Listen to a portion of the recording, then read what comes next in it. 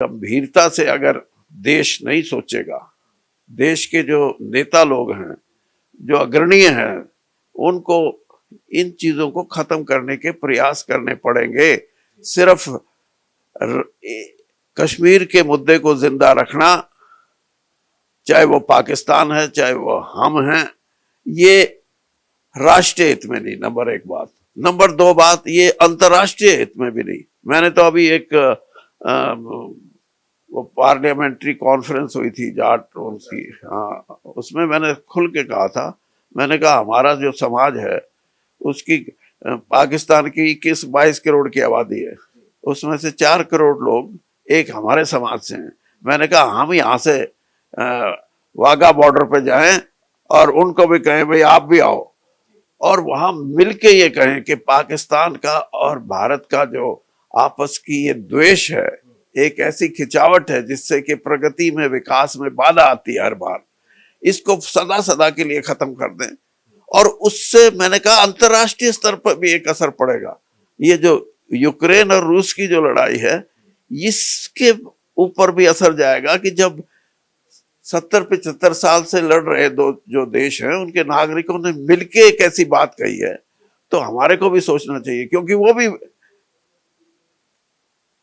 हम 75-76 साल पहले अलग हुए, यूक्रेन और रूस जो है वो अभी 30-35 साल पहले हुए, तो उनको भी इस युद्ध से पीछे हटने की प्रेरणा मिलेगी। मैं तो इस बात का बहुत बड़ा समर्थक हूं, और मैं ये कहता हूं कि इसमें राजनीतिक खेल बिल्कुल नहीं होना चाहिए। आगे की सोच है कि प्रजातंत्र को अगर बचाना है तो हमारे को जो प्रजातंत्र की नींव है, जो प्रजातंत्र की जो सोच है, उसमें क्या है? उसमें संविधान है, उसमें लिबर्टी है, आदमी को अपनी बात कहने की आजादी है। मैं तो, हालांकि मैं कांग्रेस में जब एंटी डिफेक्शन एक्ट पास हुआ, मैं यहाँ लोकसभा में था, मैं मानता हूं कि उस समय इस चीज की जरूरत थी, लेकिन आज मैं ये मानता हूं कि जो एंटी डिफेक्शन एक्ट है, इसमें भी सुधार की जरूरत है, ताकि लोग अपनी बात तो कह सकें।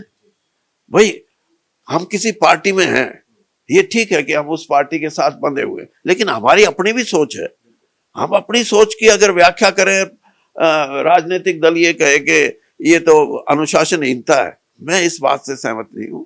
और इसीलिए मैं ये कहता हूं कि प्रजातंत्र की रक्षा करना, इस 140 करोड़ का मुल्क है, इसको, मुल्क को मुल्क रखना सबसे बड़ी प्राथमिकता है।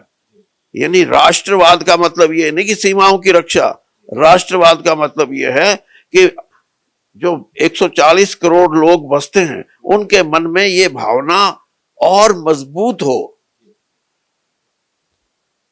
इंग्लैंड में, या जिसको ग्रेट ब्रिटेन कहते हैं, उसमें प्रजातंत्र 500 साल में मजबूत हुआ था।